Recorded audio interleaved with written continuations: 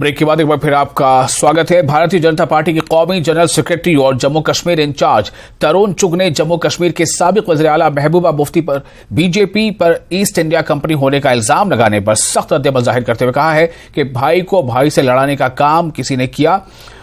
तरुण चुग ने महबूबा मुफ्ती से साफ अंदाज में पूछा कि महबूबा जी 1989 में मुल्क का वज़ीर दाखिला कौन था? जब कश्मीर बनेगा पाकिस्तान के नारे लग रहे थे तो वज़ीर दाखिला क्यों खामोश है?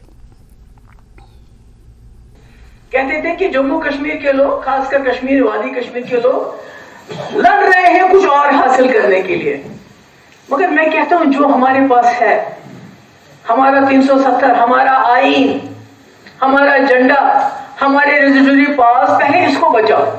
और शायद उसी को बचाने के लिए मुफ्ती मोहम्मद सईद साहब ने इतना बड़ा फैसला किया, बीजेपी के साथ हाथ मिलाया, ताकि अगर हम इनको खुला छोड़ देंगे तो ये सब तहस नहस करेंगे जो उन्होंने 2019 के बाद सब कुछ तहस नहस किया।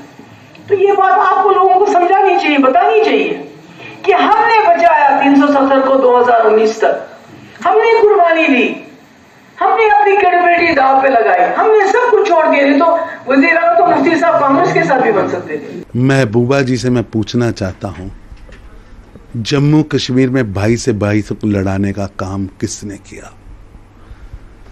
89 में कौन देश का गृह मंत्री था जब कश्मीर के अंदर नारे लग रहे थे कि कश्मीर बनेगा पाकिस्तान? कश्मीरी पंडितानियों के साथ, कश्मीरी पंडितों के बिना कौन था गृह मंत्री? क्यों चुप रहे देश के गृह मंत्री? कौन ईस्ट इंडिया कंपनी है? कौन लूट रहा है? किन्होंने जम्मू कश्मीर को लूटा है? आप कहीं भी जाके पूछेंगे तो जम्मू कश्मीर के नागरिक कहेंगे कि 3 परिवारों ने, मुफ्ती परिवार, अब्दुल्ला परिवार और नेहरू गांधी परिवार ने जम्मू कश्मीर को लूटा है। आज महबूबा जी से सहन नहीं हो रहा कि किस तरह जम्मू कश्मीर आगे बढ़ रहा है। जम्मू कश्मीर आज विश्व की बड़े बड़े कार्यक्रमों को होस्ट कर रहा है। जम्मू कश्मीर विकास की गाथा लिख रहा है।